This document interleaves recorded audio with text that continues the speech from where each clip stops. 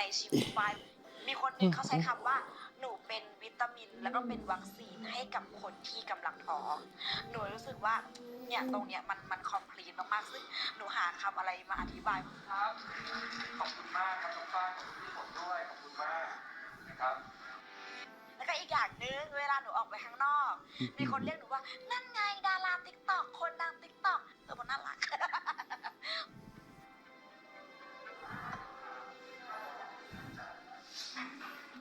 It's not like me to tell that I miss you, but I do. I usually don't feel the need to say it, but I should.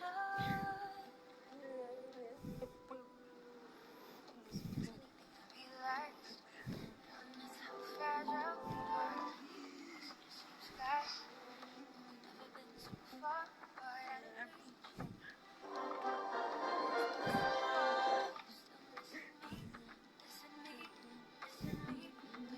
You have to remember that there is no secret to success. It is the result of preparation, hard work, and learning from failure. I hope that I can inspire someone or a lot of people to put up small business. I can be their virtual mentor that I never had before. So I want to enlighten them and to encourage them that small businesses can be hard at times, but it's really worth it if you have to put your heart in it. So I think that TikTok gave me a second shot in my life. It gave me this hope that I'll be fine. What I want people to take away from watching my content is that all emotions are valid and so it's okay. Always be the best version of yourself. Don't use TikTok solely for fame. We are all on a journey to empower change, to educate. To make a difference, to create an impact in these kids' lives. ทำคอนเทนต์ไปเถอะ create ไปเถอะวิดีโอ คืออยากให้ใส่ความเป็นตัวเองลงไป คือ TikTok จะสื่อให้เห็นว่า คนทุกคนมีความมั่นใจ มีความดูดี ในแบบของตัวเองเขาแบบเขาเปิดโอกาส ไม่ว่าจะรูปลักษณ์หน้าตาเป็นยังไง I really enjoy how we're all very diverse. We all make different content. So yeah, keep doing you. Everybody make some TikTok You are stronger than you think you are. What's the difference between data science and computer science? That depends on how much you like math and coding. Oh, you had to get it, it go right foot up, left foot slide. Everything's wrong, you make it right. Did you know that you can make a flashlight that runs on dead batteries? It's so quite fish.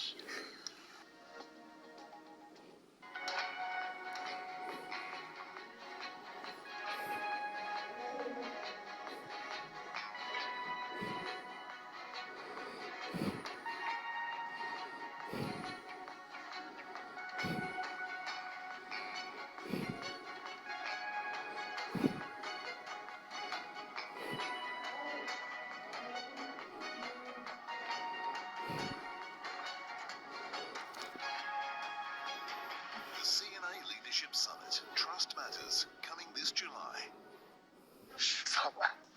で、ここはだいたいおよそ500から700トンぐらいマグロを収納できるスペースがあります。ここで遅れちゃってやっぱりもう飛行機に間に合わないってことが起きちゃう。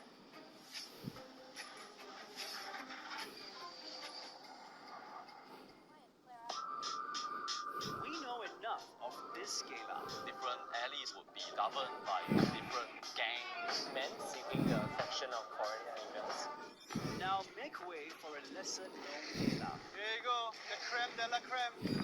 Oh, it's actually working! Expect the unexpected in Geylang. Vamos, let's go! Take a walk on the wild side with me in Gala.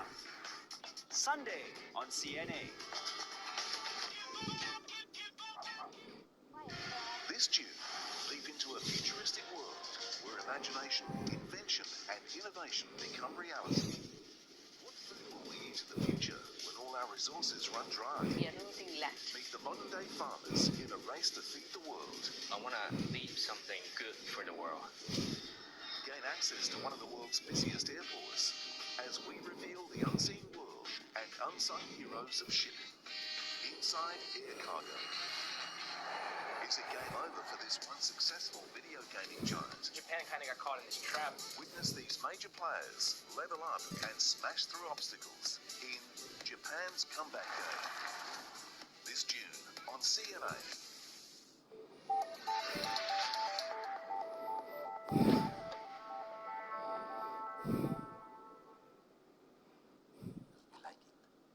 At Woolworths Restaurant Sale, you'll find amazing bargains like Behind Singapore's culinary offerings, there are more than 48,000 people working to keep the $4 billion food manufacturing business ticking. From staples like bread and noodles to treats like chocolates and ice cream, a wide variety of foods are produced in Singapore. But without raw ingredients from around the world to make these food items, even the humble bread would be impossible. We source raw ingredients from local sources and from overseas sources too. Wheat comes from USA, Canada and Australia. Flour comes from local millers and millers from Malaysia. Skim milk comes from Australia. Raisins comes from California, USA. Functional ingredients such as lactobacilli comes from Japan.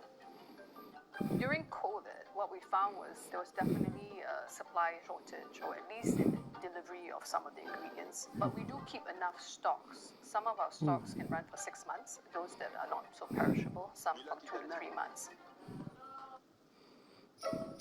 Gardenia makes 200,000 breads and buns daily. Like other local food manufacturers, they were hit hard by the border shutdown with Singapore's neighbor. Over 300,000 Malaysians cross the causeway daily to work in Singapore. Most of our production staff and operation staff, they actually ride their motorbikes to come to Singapore to work in our factories. We had this great challenge of finding manpower. And of course, we couldn't do it overnight. So immediately what we did was we closed our small production unit, moved the workers to the main line, which produces white and wholemeal bread.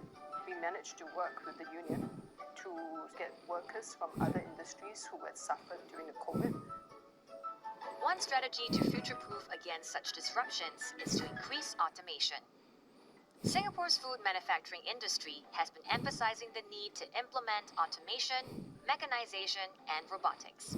This is part of the country's bid to be a leader in the global food tech market, which is estimated to be worth some $335 billion by 2022.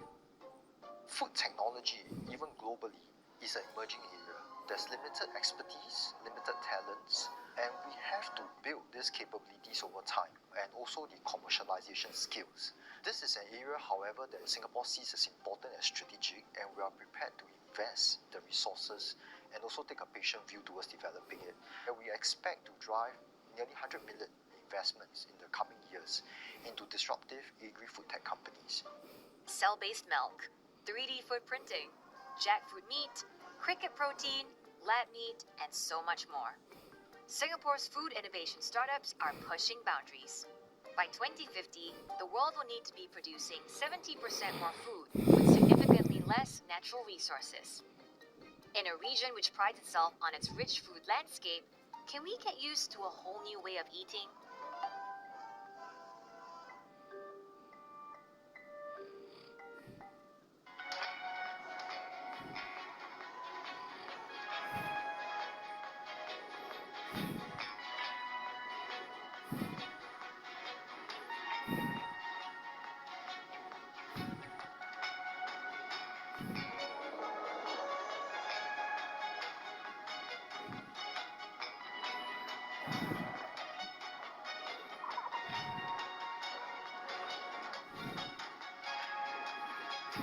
The CNA Leadership Summit, Trust Matters, coming this July.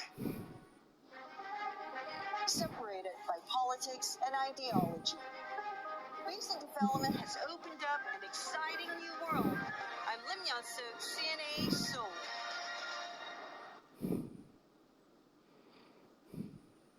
This is Asia Tonight. Good evening, I'm No Kwei Su. Tonight's top stories. The Honduran president in China for her first visit since cutting ties with Taipei in March in favor of diplomatic relations with Beijing. South Korea launches a protest against China's envoy in Seoul, accusing Xing Haiming of making provocative remarks when the ambassador warned against decoupling with Beijing under the influence of the United States. And China's foreign ministry dismisses as rumor and slander media reports of a deal reached with Cuba to set up an electronic eavesdropping facility on the Caribbean island. The head of Malaysia's oldest party calls for rank and file members to embrace new political realities and allegiances ahead of state elections as UMNO meets for its annual convention. More legal hurdles as he looks to run again for US President Donald Trump to face a second indictment, but this time on federal charges over the handling of classified materials.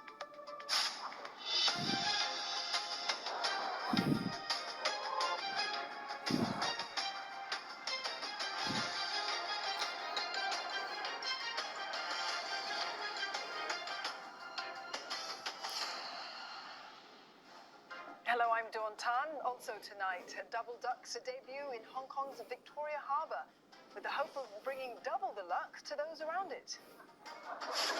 And Singapore's bee scene is abuzz with a new beekeeping course that will soon roll out in this burgeoning new field. And in your Asia Business Update, be prepared to pay more for your coffee soon. El Nino is worsening supply fears, leading Robusta prices to jump to their highest level in at least 15 years. Plus, Taiwan making a push for the EU to sign a long-stalled investment agreement as the bloc courts investment from major Taiwanese firms such as TSMC.